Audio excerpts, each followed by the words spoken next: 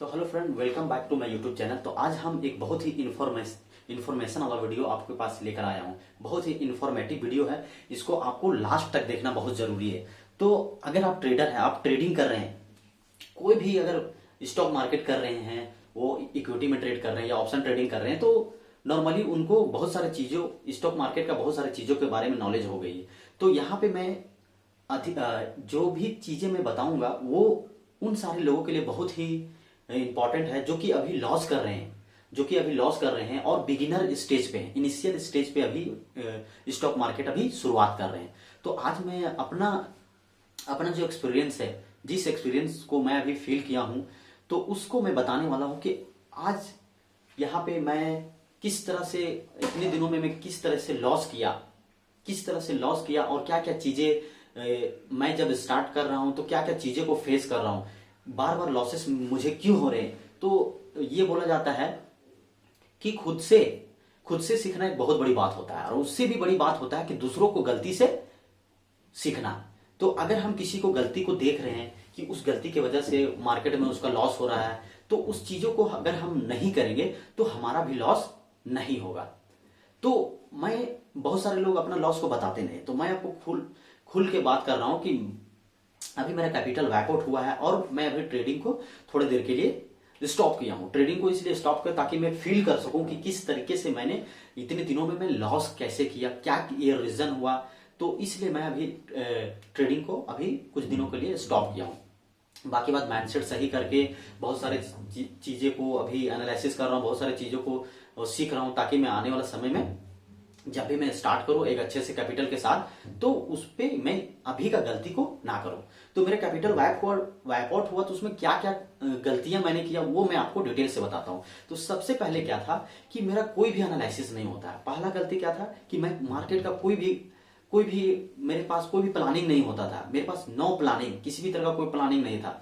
तो क्या होता था, कोई भी वीडियो मैं यूट्यूब पे जा देख लिया, कोई भी मार्केट एनालिसिस का किसी भी सर का वीडियो देखा, उसके अकॉर्डिंग मैं अपने माइंड में एक व्यू बनाता था, कोई कॉपी नोट नहीं करता था। उसके अकॉर्डिंग मैं जैसे ही मार्केट में 9:15 में जैसे मार्केट ओपन हुआ, मैं रैंडमली कहीं भी ट्रेड ले लेता था अपनी व्यू बनाकर कि यहां से मार्केट हो सकता है ऊपर जाएगा, यहां से मार्केट हो सकता है नीचे जाएगा।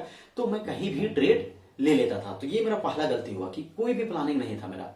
मार्केट में आया, अपने कोई भी व्यू बनाकर कि यहां से मार्केट ऊपर जाएगा, मेरा प्रॉफिट हो जाएगा, तो मैंने एंट्री ले लिया। उसके बाद कोई भी रिस्क मैनेजमेंट नहीं था मेरा कि आज मार्केट में कितना लॉस होगा मेरा। अब सोच के देखिए, 10,000 कैपिटल में एक दिन में 7,000 लॉस करना, 5,000 लॉस करना, ये कहाँ का माइंडसेट है?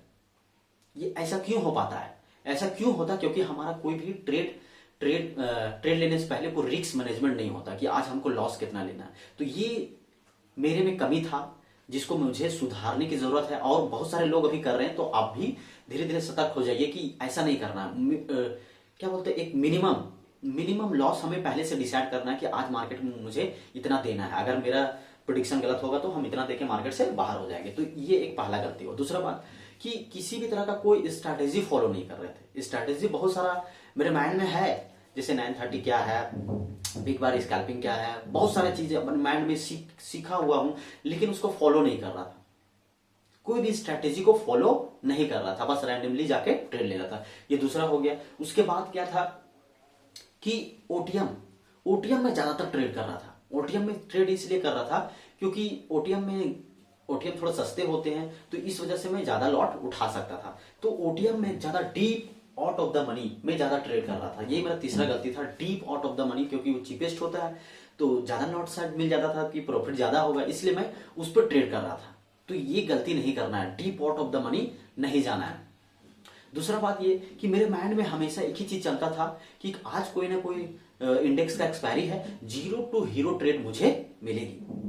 ये चीज ध्यान से सुनिएगा, 0 टू हीरो ट्रेड मुझे मिलेगा। और इसके एवज में मेरा कोई भी पोजीशन साइजिंग नहीं था। पोजीशन साइजिंग अब 10,000 के कैपिटल पे 300-400 क्वांटिटी लेकर, फिर निफ्टी हो गया, बैंक निफ्टी हो गया, निफ्टी 50 हो गया।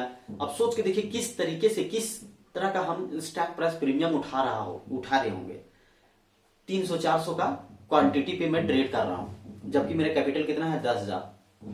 तो ये गलती मैं कर रहा था कि मेरा कोई भी पोजीशन साइजिंग नहीं था। तो ये भी मेरा एक गलती था कि किसी तरह का कोई पोजीशन साइजिंग नहीं था।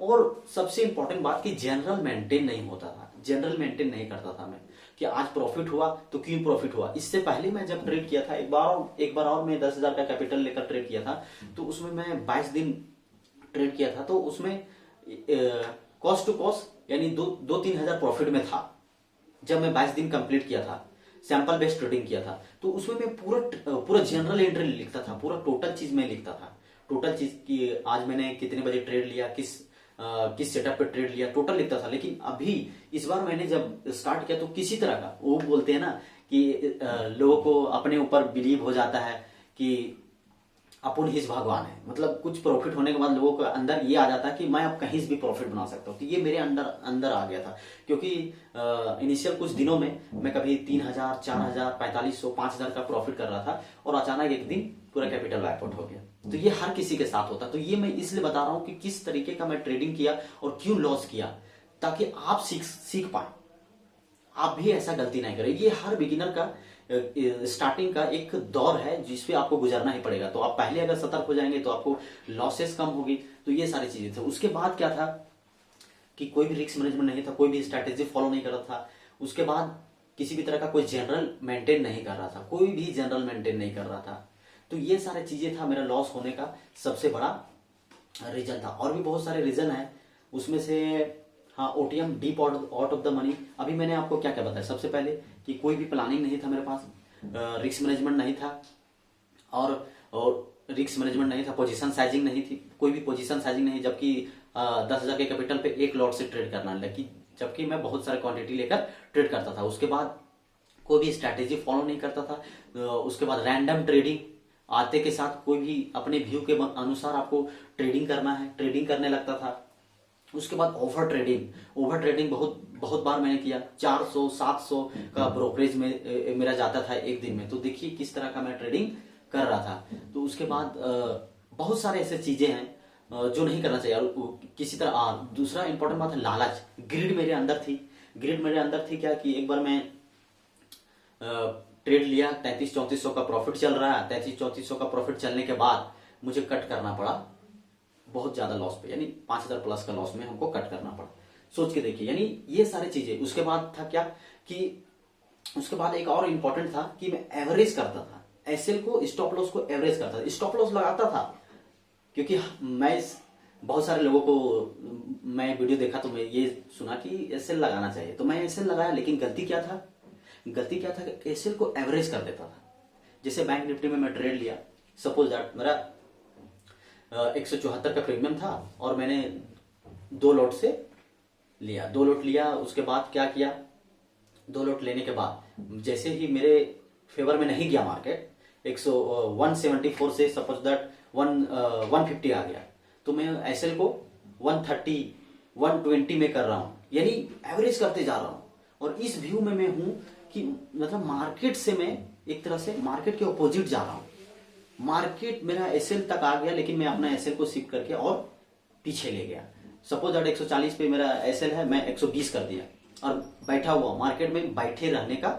हाँ, ये भी एक प्रॉब्लम था मेरे अंदर कि मार्केट में बने रहने का मेरे पास आदत था कि मार्केट में किसी तरह से हमको बने रहना है, यानी मार्केट से आउट नहीं होना है, बस अपना पीएनएल देखते रहना है, कहीं लॉस हो रहा है, प्रॉफिट हो रहा है, कम हो रहा है, ज्यादा हो रहा है।